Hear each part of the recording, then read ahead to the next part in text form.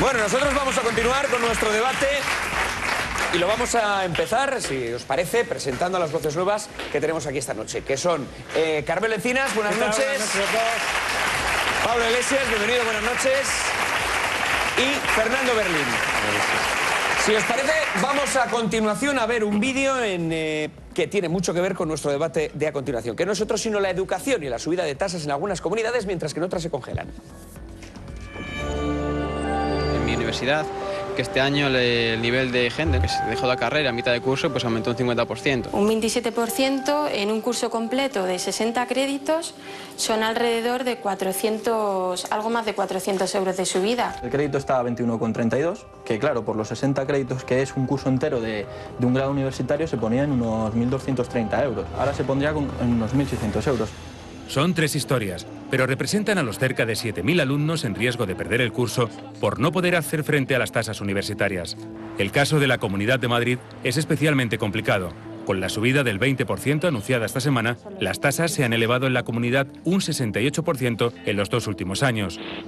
Los alumnos tendrán que pagar alrededor de 300 euros más y desde la comunidad responsabilizan al gobierno central de la subida. Nosotros lo que tenemos es un deber de ajustar nuestros gastos e ingresos. Este año, cuando se produce una subida del IVA hasta el 21%, da como resultado que a la Comunidad de Madrid se le quitan 1.000 millones de euros. Si a eso unimos déficits diferenciados para las comunidades autónomas, pues da como resultado a lo mejor pues que nosotros tenemos que hacer este año unos esfuerzos muy superiores al del resto de comunidades autónomas. Los estudiantes y los rectores no están de acuerdo con la decisión. Es imposible estudiar en la universidad pública madrileña. Lo que pedimos los rectores es la congelación de las tasas en el grado y es además la posición que la mayoría de las comunidades autónomas, hasta donde sabemos, ha adoptado.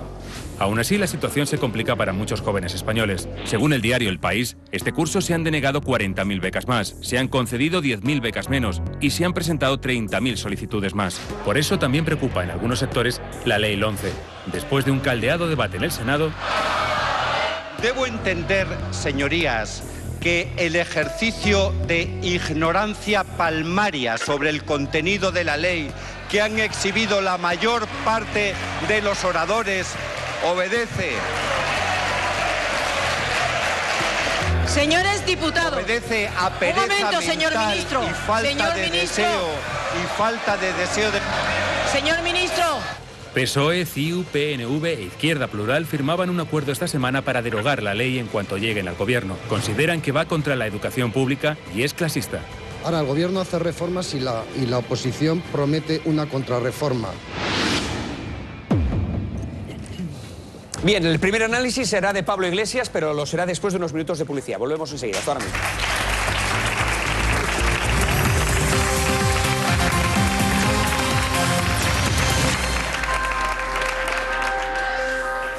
Buenas noches, son las 12:30, estamos en la sexta noche hablando y debatiendo de educación, de la subida de las tasas de universidad. En el caso de la Comunidad de Madrid, una subida del 20%. Si sumamos la del año pasado, hablaríamos de un 65% en estos 2 últimos ejercicios. En otras comunidades, como puede ser el caso de Andalucía, se congelan.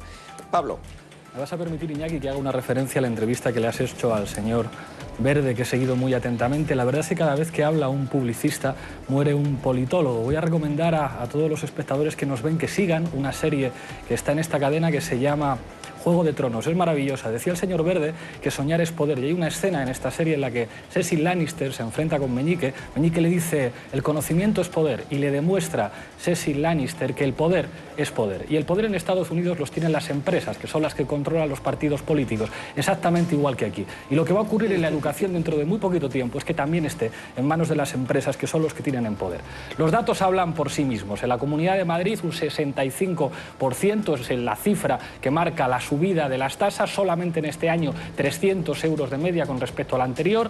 En Cataluña suben las ingenierías, en la Comunidad Valenciana sube el precio de los másters. ¿Qué es lo que significa esto? Que decenas de miles de estudiantes el próximo curso van a tener que dejar de serlo porque no se pueden permitir pagar la matrícula. Ahora habría que preguntarse, ¿quién está tomando estas decisiones? ¿Les afecta? No. Los que toman estas decisiones pueden pagar perfectamente la matrícula a sus hijos y si no son buenos estudiantes les pueden pagar una privada. Mucha gente se pregunta desde hace unos días por qué el Partido Popular de Toledo no quiere cambiar el nombre de una calle que se llama 18 de julio, una calle que homenajea un golpe fascista por Nelson Mandela. y es que seguramente han leído a Nelson Mandela. Nelson Mandela decía que la educación es el mayor instrumento democrático de una sociedad. Decía Mandela que la educación es lo que sirve para que el hijo de un campesino pueda ser médico, para que el hijo de un trabajador agrícola pueda ser presidente de un país. La educación es el instrumento que sirve para romper las desigualdades. En este país están convirtiendo ese derecho en un maldito privilegio. Eduardo Inda. Le iba a preguntar a Pablo de qué estaba hablando, es que no sé, no lo he entendido muy bien, debe ser que no soy tan listo ni estoy tan preparado como él, o si se había tomado algo antes de entrar aquí, porque no entendía muy bien lo que estaba diciendo. Lo cierto es que en la Comunidad de Madrid tiene 1.000 millones de euros menos del sistema de financiación autonómica, y eso no es culpa del señor González, que no es precisamente santo de mi devoción, o de la señora Figar. Es que el sistema de financiación autonómica castiga al que más aporta, que es la Comunidad de Madrid. La Comunidad de Madrid es la que menos recibe per cápita del sistema de financiación autonómica, y eso no es culpa del señor González, tampoco de la señora Figar, es culpa del Gobierno central. Y si el Gobierno central no aporta recursos, ¿la Comunidad de Madrid qué hace? ¿De dónde saca el dinero? Carmen Encinas. Sí, lo que pasa es que había una promesa, yo por intentar poner blanco sobre negro todo esto, había una promesa del Partido Popular, una promesa electoral, que era no tocar la educación. Cuando el Partido Popular hizo su campaña para llegar al poder, pues sabía que había una crisis tremenda y dijo que no iba a haber recortes en educación. Los recortes en educación se han producido hasta extremos más allá de lo que cabía imaginar. O sea, han desaparecido profesores de apoyo, han desaparecido los interinos, han desaparecido muchas cosas. Han aumentado las tasas, han recortado las becas. Al final, ese instrumento de igualdad social que supone la educación, pues se ha ido rebajando. Pero a mí lo que más tristeza me produce es la investigación. Está dentro de la educación. La investigación me refiero a las becas de investigación dentro de las universidades. ¿Qué vamos a hacer? ¿Botijos? ¿Con qué vamos a competir? ¿Contra los chinos? ¿Contra los indios? ¿Con qué vamos a competir? Francia, que ha tenido que recortar. Francia, un país que ha tenido que meter un buen tajo. Pues no, en educación ha puesto más dinero encima, porque la única solución, la única salida es poner la mano sobre la educación e invertir en educación y en formación. Y en eso también este gobierno entiende que no, que eso no es una prioridad. Así nos irá. Hay una cosa en la que estoy de acuerdo con Pablo Iglesias, y es que la educación es un instrumento fundamental para llegar a la igualdad. En efecto, totalmente de acuerdo. Quienes no hemos nacido en clases privilegiadas, en las clases altas, tenemos el instrumento de la educación para hacer lo que queremos en la vida. Yo creo que es así. ¿Pero cómo? Y yo también voy a recordar la entrevista de Juan Verde, pero para destacar otra cosa.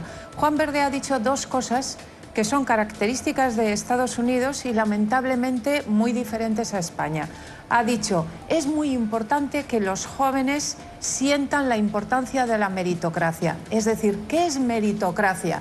Meritocracia, y algo muy importante en Estados Unidos, mucho menos en España, significa que todos podemos llegar a donde queremos, que es lo que nos ha contado Juan Verde, pero a través del esfuerzo. En este caso, a través del esfuerzo en educación. Y Juan Verde ha dicho otra cosa.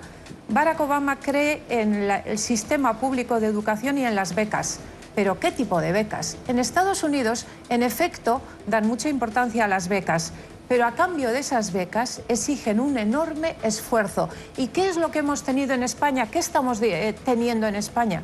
Desgraciadamente, un debate en el cual mucha gente, tú Pablo y otra mucha gente, os oponéis a que se exija esfuerzo, meritocracia, como en Estados Unidos, por ejemplo, para obtener becas. Para alusiones, antes de con Fernando, vamos con Pablo. Voy a tratar de ser muy claro y didáctico para que el señor Inda me entienda. Yo no sé qué se habrá tomado usted, que tiene disminuidas las capacidades cognitivas.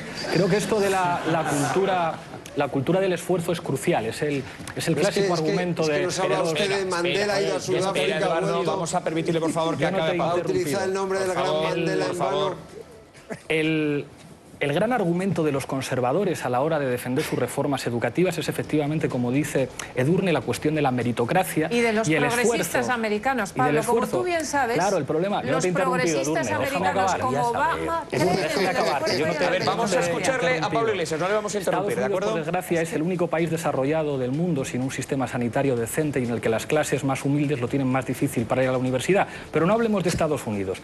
El esfuerzo, ¿qué es lo que significa esto del esfuerzo? El esfuerzo significa que una familia hace un esfuerzo enorme para que su hijo pueda ir a la universidad, o que un estudiante que ha nacido en pan bendito y no tenía libros en su casa hace un esfuerzo enorme para poder llegar a la universidad. Pero para que eso sea posible hace falta un sistema que garantice la educación pública. Y es muy curioso quién habla de esfuerzo. Yo me pregunto qué esfuerzo ha hecho este señor que se llama Juan Carlos Caballero, que con 23 años el señor Fabra le hace director general del Instituto Valenciano de Juventud, cobrando 45.000 euros al año. Ese es el esfuerzo de la derecha. ¿Qué esfuerzo ha hecho Carlos Romero para ser nombrado asesor en el Ayuntamiento de Madrid? Ese es el esfuerzo, esa es la meritocracia. El señor Manglano, en este mismo plató, me decía en un cara a cara que teníamos, que había sido consejero de Economía de la Comunidad de Madrid, que si alguien cobra 400 euros, pues tiene que adaptarse porque la cosa está muy difícil. Cuando le pregunté cuánto cobraba él, su salario público, que pagamos todos, como consejero de Economía, decía que más de 100.000 euros al año. Ese es el esfuerzo, esa es la meritocracia, Edurne.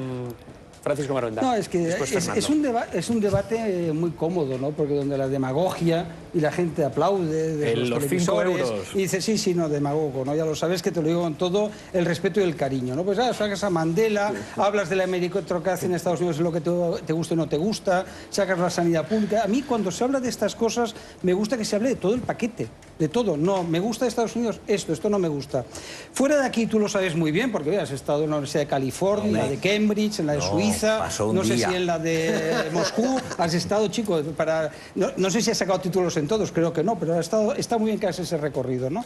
Pues habrás visto que fuera de aquí se exige esfuerzo. En Cambridge lo sabes eso, es decir, te echan directamente. Es decir, si tú suspendes, te queda. Digo, porque tengo familia que estudia en Cambridge y sí que han sacado el doctorado allí. Te sacan fuera, ¿no? ¿Por qué? Porque fuera de aquí la gente entiende que la etapa universitaria es para esforzarse. Para esforzarse, ¿no? Y entonces, hombre, tiene que haber elementos buscando la igualdad. Desde luego. ¿Quién? Yo no conozco en el Partido Popular que se quiera cargar la educación es que esa pública. Parte de la igualdad, no conozco Paco, es a la ni que uno se solo. Encargado. Eso no con es las verdad. becas. Es Tú la has que dicho se ha impunemente los interinos, ¿no? Los interinos lo que significa es que hay que exigir. Es decir, hay que tener los interinos que se puedan tener en las universidades públicas. No se apuesta por la educación. Los interinos que sobraban. Los interinos, oye, no, vamos a ver. Los interinos... Es que no te ofendas, no te conoces la universidad. No, es decir, yo conozco muchos profesores... Yo no conozco tu universidad como la conoces tú, pero no descartes que los demás tengamos algún conocimiento. Sí. Oye, aunque te parezca que no, algún conocimiento tenemos. Venimos de la universidad y sabemos cómo funciona. Todos venimos de la universidad. Pero de todas formas estamos hablando de la escuela pública también. Que esa ya no tienes ni idea porque se te ha olvidado. Bueno, vamos con Francisco, está esperando Fernando Berlín, por favor. Es que es la demagogia. Es muy fácil descalificar cuántos horarios tiene que tener un profesor interino.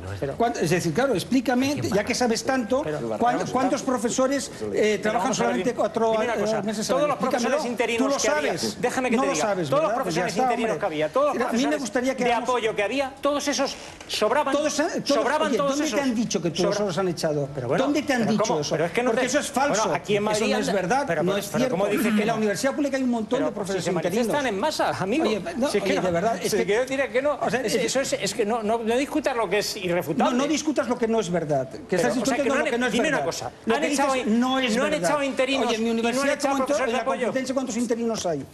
¿Cuántos hay? Un montón. La Universidad Complutense está quebrada por la mala gestión de sus rectores, 150 millones de euros. Hablemos de lo que sepamos. Es decir, oye, yo te lo digo, yo dirijo un periódico. ¿Sabes cuántos alumnos he tenido este año? 880 alumnos. He dado 6 grupos, ¿no? Pablo, ¿tú cuántos has dado? Explícaselo. ¿Pero qué me quieres decir con eso? Bueno, pues que... ¿eso te pongo una medalla? No, oye, pues que tienes que asumir en situación de crisis más grupos. Pues un segundito, Pablo, ya está, que no pasa nada. Vamos con Fernando. El problema es que no hay dinero. Vamos, Fernando Berlín, por favor. No hay dinero para... A ver, Fernando Berlín solo. Todos los ciudadanos somos muy conscientes de que la situación económica vive un momento excepcional, pero también algunos sospechamos de que con esa excusa o con ese argumento se está produciendo una transformación en el modelo que pretende conducir hacia la privatización, a la sanidad, a la educación, por una razón muy sencilla, pero son las únicas grandes bolsas de dinero que siguen quedando en este país, ¿no? Estados Unidos es un gran país, Edurne. Podría ser un gran país, probablemente tiene muchas deficiencias, pero una de ellas es la de la educación. 1 de cada 5 alumnos va a ser perseguido por impago en la universidad, porque el modelo norteamericano en muchas ocasiones te exige, te obliga a pedir un crédito para poder estudiar. Uno de cada 5. Una cosa, antes, perdóname que te interrumpa, pero no hablamos más ya del modelo norteamericano, porque estamos hablando de los recortes que experimenta el modelo español, algunas comunidades autónomas en concreto, ¿eh? Sí. Y de lo que están sufriendo los estudiantes españoles. Bueno, si no quieres a traer este debate a casa. El modelo americano, el problema es que algunos creemos que se está tratando de imitar, y es verdad que no somos los primeros que lo decimos, y menos en la televisión, se está tratando de imitar unos modelos educativos que se están imponiendo, por ejemplo, en Latinoamérica y en los Estados Unidos. Pero es que en Chile, donde los estudiantes también, que es a lo que conduce nuestro modelo, tienen que pedir créditos para estudiar, la tasa de abandono es elevadísima. Y se ven abocados durante toda su vida a tener que pagar deudas enormes para poder pagar aquellas tasas que tuvieron que pedir a través de créditos, ¿no? Por tanto, el modelo hacia el que vamos es enormemente injusto. Y termino con una cosa. El señor Wert dijo el año pasado: las familias que no tienen dinero para estudiar es porque no se quieren privar de otras cosas. Este es el problema. Esta es la concepción que se tiene de la educación para este país. Alfonso Rojo. Alfonso Rojo. Pero saca de contexto. Sí, es el turno de Alfonso Rojo. Primero, me llama un poco la atención por lo chocante que aquí casi todos los que estamos, no todos, estamos en medios de comunicación. Y nosotros hemos vivido muy de cerca lo que significa la crisis. Le digo, el país, el mundo han hecho ERES, las ERE ha puesto en la calle a gente, las televisiones han cerrado, los periódicos han quebrado. En nuestra misma profesión, con gran dolor, porque no puede haber una democracia sin periodismo. O sea, no hay un sistema libre sin un periodismo libre. Que justamente nuestro sector es un sector que porque sí, o sea, ahí no ha habido ni una mano negra que ha querido eliminar periodistas o críticos, se ha ido al paro la mitad de la profesión. Solo en Madrid 35.000. En toda España debe haber como 80.000 periodistas en paro. Digo esto para ponerlo en contexto, porque lo ha dicho... Y la cantidad de medios de comunicación que han cerrado. Y recorte de sueldos. Yo digo porque recorte de sueldos a los que no tenemos. Eduardo Inda del 20 al ha dicho 40%. 2 veces, no hay recursos. Es decir, es evidente que hay recursos más escasos. Porque lo hay, es decir, eso es innegable. A mí me hubiera encantado ver a ese rector que habéis sacado diciendo que está en contra de los recortes, que hubiera dicho, oye, no voy a volver a ir en coche oficial como fui a la reunión a la que me convocó el ministro. Es que me hubiera encantado. ¿Y cuántos vicerrectores tiene? Me hubiera encantado. Claro. Ahora, me hubiera encantado que Pablo Iglesias, en lugar de dar a 3 grupos y 6 horas a la semana, que es todo lo que da, dijera, yo voy a dar 60 a la semana, que es lo que curro yo, por ejemplo. Por ejemplo, dices, es que a mí me pagan muy poco, ¿qué es lo que va a decir? Bueno, en el sueldo no te engañan, pero en el trabajo tampoco, hijo mío. Bueno, Pablo, espera un poquito porque todavía no hemos escuchado... Bueno, vamos a permitirle, sí, que por alusiones efectivamente conteste y luego vamos con Fernando Garea.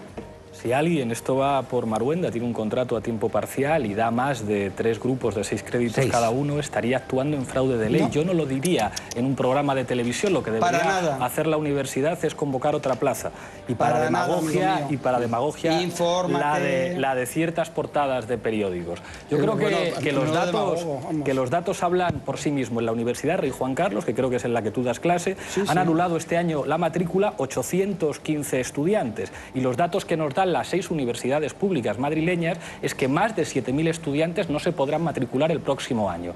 Los datos que dan las universidades dicen que 35.000 estudiantes que estaban becados han perdido su beca y que este año la van a perder 85.000. Son los datos de la conferencia de rectores que yo manejo. Y acabo con esto. Con respecto a que te gastas el dinero, la Comunidad de Madrid ha decidido financiar, por ejemplo, los uniformes de algunos colegios concertados. Una administración puede hacer muchas cosas. Puede expropiar para montar Eurovegas, puede destrozar la sanidad pública o puede proteger a los que menos tienen. Lo que ocurre al final es que los que toman las decisiones, aparte de cobrar sueldazos en A y en B, no les afectan los recortes, que sin embargo generan la miseria social que sufre la mayor parte de la población. Pablo, esto es lo que ocurre cuando somos víctimas de una casta política que actúa al dictado de grandes empresas y constructoras, que es lo que estamos viendo cada día. Y mientras tanto, la mayor parte de la gente no se puede permitir tener una sanidad decente, una educación decente y sus hijos no van a ir a la universidad. Un segundito, perdonadme. Vamos a ir con Edurne, pero es que está esperando desde hace tiempo Fernando Garea, cuyo periódico, por cierto, publicó que 7.000 alumnos podrían tener que dejar de estudiar el próximo curso por no pagar las tasas. Esperar un momento porque... Espera, Edurne, aún no he escuchado a Fernando Garea. Y luego vamos contigo. ¿Cómo dudar lo que decía sobre todo Eduardo de que la cuestión es que no hay medios? El problema es que se está utilizando la crisis económica para hacer ideología y ni siquiera se admite claramente. Por ejemplo, cuando se explica que las tasas se reducen por la meritocracia y para premiar el esfuerzo, no es verdad, se reducen porque detrás hay una ideología. De la misma forma que cuando se establecieron las tasas judiciales se dijo que era para reducir la litigiosidad y en realidad este gobierno lo que estaba haciendo era ideología. Cuando se quita de la cartera de servicios, si hablamos de eso, la fertilidad para determinadas familias, digamos, no tradicionales, lo que se está haciendo es ideología utilizando la crisis económica. Simplemente que es que no hay dinero. Si es que no hay dinero. Pero cuando se establecen esas prioridades precisamente en un orden ideológico, quiere decir que se está aplicando una ideología y lo único que digo es que se hable claramente, que se diga que es porque no hay dinero, pero claro, que no vendan cosas que digan que tienen que ver con los méritos, con el esfuerzo, porque no es verdad. La conclusión es que al final quien tiene medios tiene que sacar menos nota que quien no tiene medios y necesita una beca para poder seguir estudiando. Es que, Fernando, has mezclado dos cosas, los dos asuntos que hay en la reforma educativa. Por una parte, la reforma del contenido, y ahí es donde yo he situado la meritocracia, y luego está la otra cuestión que es la económica, que es en la que yo quería contestar a Pablo. Pablo, tú has dicho, los dirigentes actúan al dictado de las grandes empresas, pero se te está olvidando recordar que los dirigentes más bien actúan al dictado de los ciudadanos, que son no solo quienes les eligen, sino sobre todo quienes pagan los impuestos a través de los cuales financiamos la educación. Y muy especialmente, porque esta noche estamos hablando de subida de tasas universitarias, muy especialmente la universidad, hay que recordarlo, porque no todos los jóvenes españoles van a la universidad. Sin embargo, la universidad está pagada por todos los ciudadanos españoles. Pero el criterio de selección no puede ser el criterio económico, porque eso acaba con el principio de igualdad. No, Fernando, lo que quiero recordar es que la universidad, esa para la que tú exiges, Pablo, que pueda ir todo el mundo sin recortes, con las tasas en los mínimos, etcétera, esa universidad está pagada por todos los españoles y no todos los hijos de todos los españoles van a la universidad. ¿Por qué van a tener que pagar las tasas, financiar más tasas? Y, por cierto, ¿por qué el conjunto de españoles va a tener que dar becas a estudiantes que están suspendiendo una serie de asignaturas? A estudiantes que no son sus hijos, por cierto, recuerdo una vez más, porque no todos los jóvenes... Perdóname un segundo, Fernando, Fernando, y también en breve podrá contestar Pablo, que ha sido el herido. Fernando, perdóname, tenemos tres casos con quien me gustaría hablar, están en la grada, vamos a empezar con Jorge Escribano, que es uno de ellos, y hablo de tres estudiantes que se ven en la tesitura de tener que abandonar los estudios por no poder hacer frente a las tasas. A mí me gustaría, más que por el caso en particular, porque es un caso compartido por muchos miles de estudiantes, quiero pensar, lamentablemente, me gustaría que, Jorge, nos dieras tu opinión con respecto a este aumento de las tasas y de lo que estás escuchando aquí. No, está claro, al margen de mi opinión, de mi caso personal, quieres hablar de méritos, trabajo 6 horas cada día, luego estudio 8 horas. Si eso te parece poco mérito, respetable para ti, pero a mí no me parece poco mérito.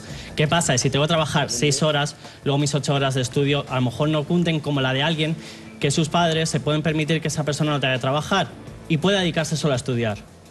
Entonces, esa persona va a tener mejores resultados que yo.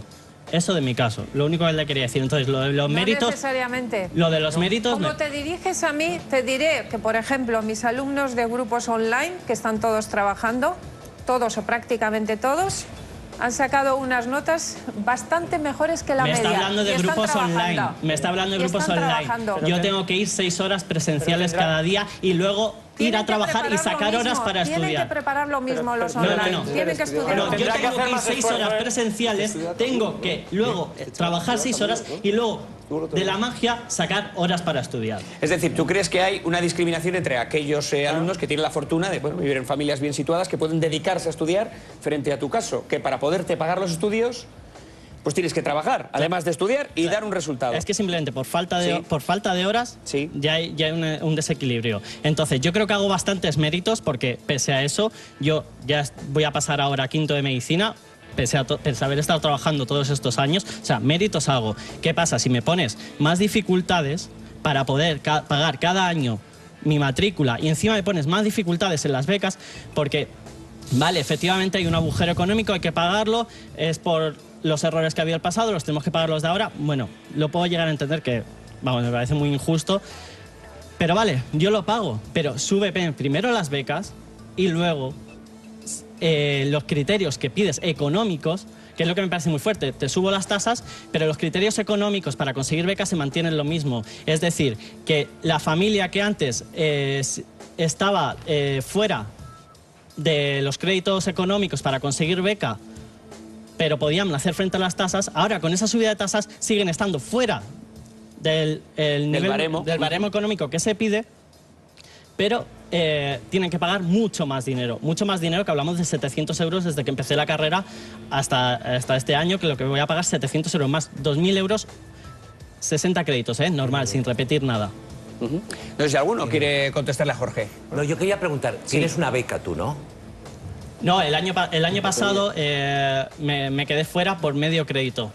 O sea, vale. Yo digo porque el criterio fundamental para dar las becas sigue siendo el criterio económico. Aquí a veces se dijo, es que la hija de Botín, me parece haberse oído... Ambos criterios, tienes que cumplir, ambos criterios. La hija de Botín va a ir igual que... No, en España cualquier persona, según la nueva ley, que tenga una propiedad inmobiliaria fuera del domicilio, de su domicilio habitual, que valga más de 40.000 euros, no puede acceder ya a la beca. Es decir, que las becas se dan fundamentalmente, creo yo, por criterios económicos. No, tienes que cumplir los dos criterios. Los criterios económicos, que vuelvo a decir, que pese a la subida de tasas no se han cambiado. Tienes que tener necesidad económica y estudiar. Si la pregunta es muy fácil. O sea, que hay que tener necesidad y estudiar. La pregunta es muy fácil, Alfonso. ¿Es justo que este chaval tenga que sacar mejor nota que el hijo de una persona pudiente? Carmelo, que el hijo de una persona pudiente que te hago yo, que no tiene ningún problema para sacar un 5. Dímelo, dime, ¿es justo que tenga que sacar más nota que él? Con otra pregunta. Teniendo que currar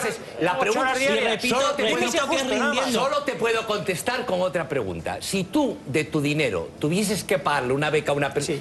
Termino la pregunta. Termino la pregunta. De mi dinero termino la pregunta. A ver, Carmelo, déjale acabar la pregunta, por favor, la pregunta. O contéstame sin que te pregunte. Pero termina. Bueno, pues termino la pregunta, ¿ves? ¿Me quiere contestar y que le pregunte? Claro, macho.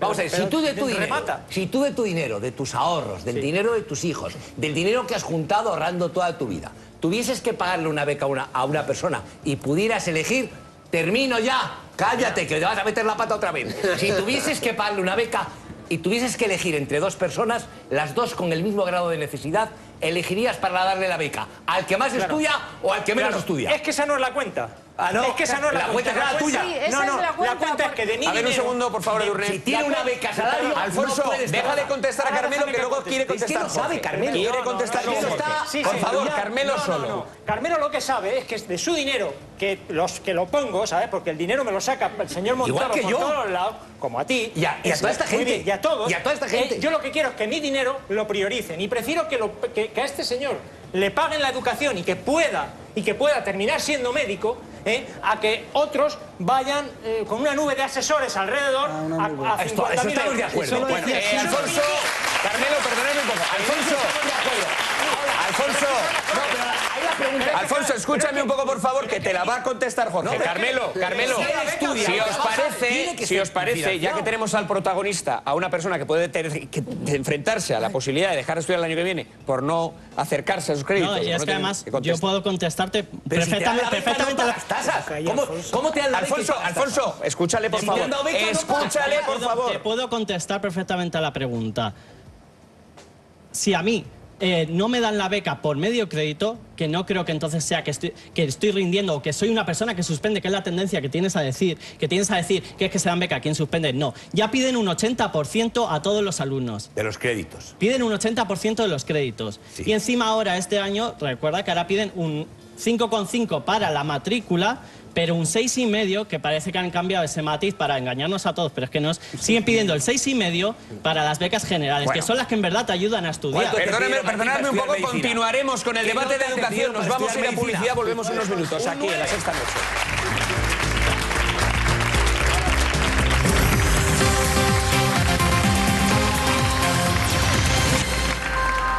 Debate de educación en La Sexta Noche, un debate apasionante, sin duda alguna, en la zona de debate, pero tenemos 3 estudiantes que se enfrentan a la posibilidad de tener que dejar de estudiar por no pagar las tasas. Jorge quería comentar en concreto algo al ministro. Sí, es que me encanta que hable también de méritos. Vamos a hablar de méritos. El mérito es que alguien que está de ministro de Educación, la última vez que pasó por una universidad que dio clases o algo, eso fue en el año 83, 1983. Luego no ha vuelto a tocar la educación para nada y de pronto ahora le ponen de ministro y encima toma decisiones muy importantes para gente que sí de verdad estamos dentro. Entonces creo que hay mucha gente más preparada, con más méritos para ocupar ese puesto que la persona que está ahora mismo. Y el problema de las cosas que están pasando ahora vienen desde ahí arriba. Bueno, Gonzalo y Olmo también nos acompañan. Son también dos estudiantes que se enfrentan a esa posibilidad de tener que dejar de estudiar a cuenta pues, de la falta de becas y de apoyo económico. Buenas noches. ¿Qué queríais decir en concreto? Bueno, no sé, antes estaban comentando al principio, no sé su nombre, la mujer... Edurne Uriarte. Edurne, ¿no? Comentaba el tema de lo maravilloso que son las becas en Estados Unidos, ¿no? Yo no sé si usted sabe, ¿no? De lo que exigen en Estados Unidos, bueno, me permite acabar, por favor. Del nivel de exigencia. Yo no sé si usted sabe, ¿no? Que la deuda por las becas salario, ¿no? Que se llaman así, becas salario porque hay que devolverlas, supera el gasto invertido en la guerra de Irak y Afganistán juntas en Estados Unidos, y todo eso se tiene que volver, que supera la deuda hipotecaria en Estados Unidos. Usted está diciendo que ese modelo que se está importando a España, ¿no? De una manera mercantilizadora, ¿no? Privatizadora de la educación, es lo que quiere aplicar en España. ¿Usted está a favor de eso? Mira, a ver. Edurne. Le pregunto. Yo estoy ¿Usted está a favor de la privatización de la enseñanza pública? Estoy a favor de lo que ha contado Juan Verde, es decir, de la aplicación de la meritocracia en el sistema de becas. Estoy a favor de lo que hace Estados Unidos en su sistema educativo. Por algo el resto del mundo quiere ir a Estados Unidos a estudiar. ¿Por qué? Porque es un sistema educativo donde se da una importancia esencial al esfuerzo. Y para conceder una beca, cualquier beca de cualquier origen, haya que devolverla o no haya que devolverla, en el sistema americano la exigencia, como tú sabes, la exigencia de notas, de rendimiento es enorme.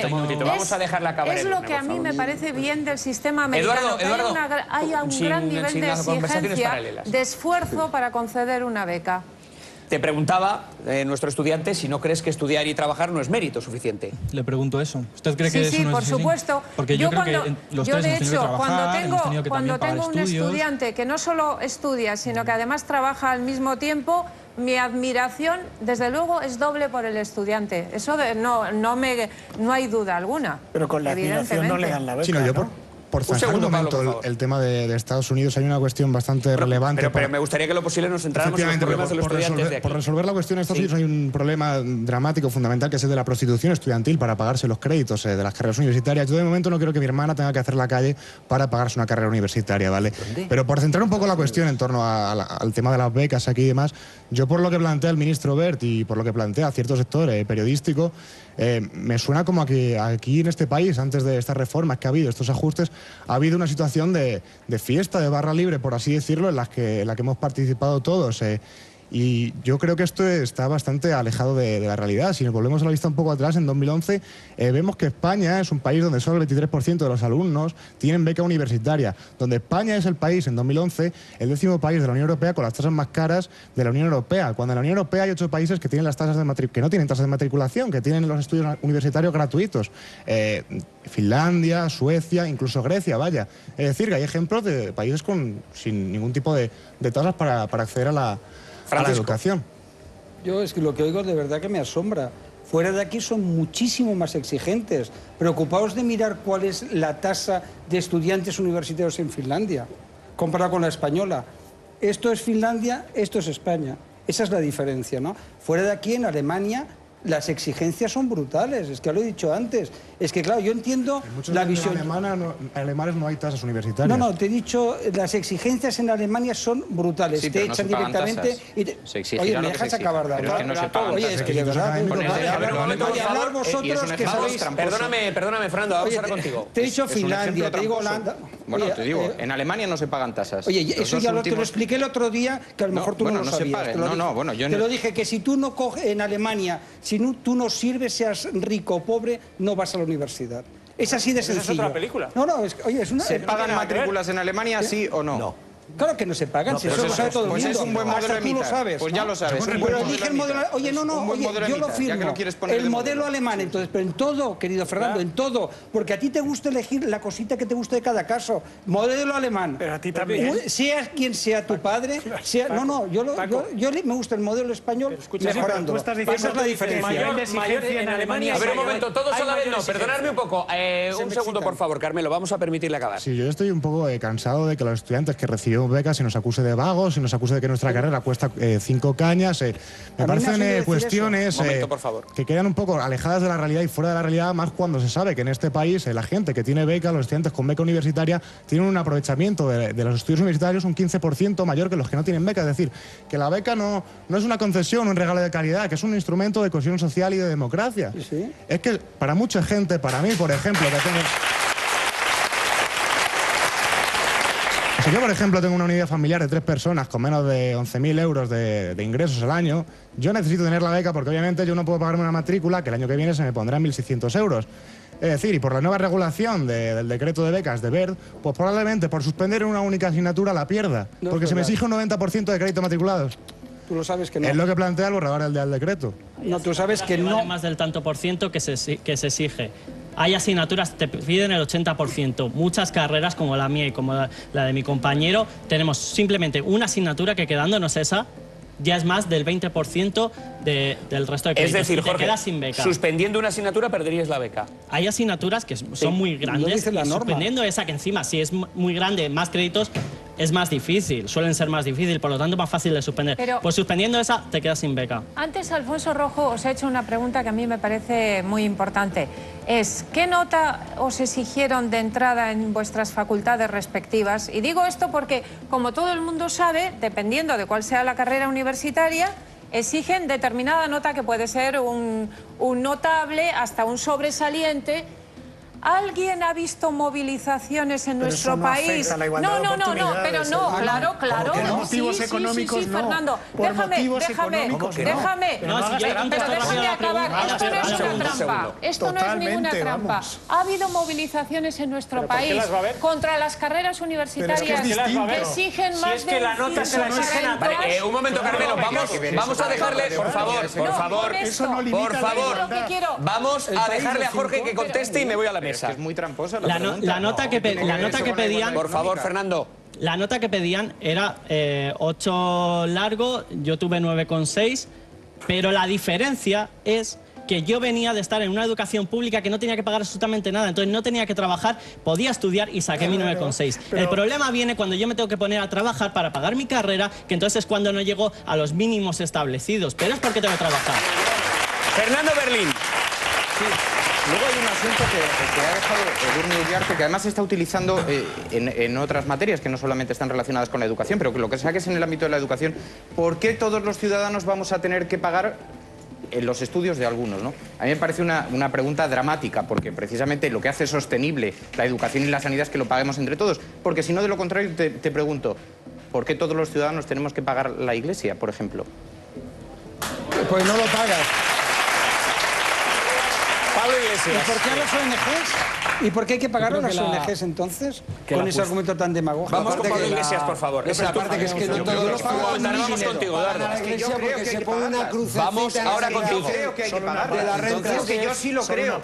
Pero estoy contestando a lo que ella preguntaba. Por supuesto que yo creo que hay que pagarlas. A las ONGs, a la Iglesia Católica. Venga, por alusiones luego pública, la sanidad pública. Pero es que has cambiado totalmente todo lo que he dicho. No, tú haces una trampa retórica, pero no te sirve cuando a ti no te interesa. Lo que he hecho es recordar algo que a algunos de vosotros se os olvida constantemente, y es que es el conjunto de ciudadanos el que está pagando la universidad a la que van los españoles. Y también están pagando las ONGs y la sanidad. Y eso lo hace sostenible. Le dejamos, por favor, a Edurne. Pero si por supuesto... Es que si no, no sería sostenible. Espera, Fernando, un momento. Pero ¿a quién se le ocurre pensar que yo no estoy de acuerdo con eso? Perdona, hay una ministra de Fomento de este país que dijo que por qué los ciudadanos tenían que pagar carreteras que no utilizaban. A ver, Fernando, una ministra de Fomento de este país. Pero bueno, déjame acabar. Es decir, que no eres ni la Espera, Fernando, dejamos acabar, por favor, a Edurne. Por supuesto que tiene que haber... es que aclarar eso me parece de idiotas, pero aclarar la importancia del sistema de educación público y que tenemos que pagar entre todos, evidentemente. Lo que pasa, que lo que yo he añadido es, he recordado que todos los ciudadanos pagan el sistema de educación y pagan la universidad, y he recordado que esos ciudadanos que pagan también la universidad, que como sabéis no es una etapa de educación obligatoria, hay que diferenciar las otras etapas de la universidad, esos ciudadanos lógicamente quieren un mínimo de resultados. Que la gente paga Pablo Iglesias. El ejemplo de la escasa exigencia académica son las universidades privadas. Hay una letra muy malvada de los chicos del maíz que dice: niños pijos con carreras, universidad de pago, todos sabemos que no piden nota en el CEU San Pablo.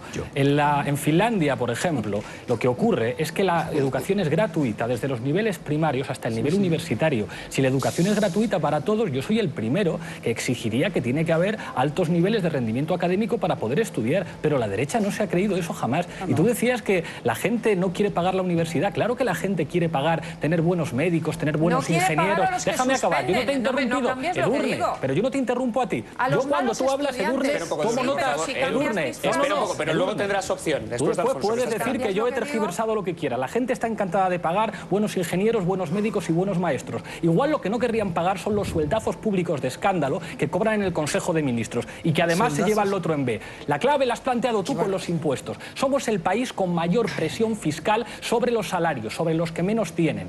El 80% de lo que percibe la hacienda pública procede de la gente que gana menos de 30.000 euros. Y somos el país con menor presión fiscal a los ricos y con un fraude fiscal de escándalo. Los inspectores de Hacienda dicen que el fraude fiscal que procede de las grandes fortunas equivale al presupuesto educativo. Haciendo pagar a los que tienen, tendríamos una educación magnífica sin necesidad de centros para niños pijos. Alfonso Rojo. Mira, y somos el país, como te dije ya una vez en un debate, que tiene uno de los índices de fracaso escolar mayores de la OCDE, que tiene el porcentaje de paro juvenil más alto del mundo civilizado, 55% de paro juvenil, a menos que mienta el PP también en esto.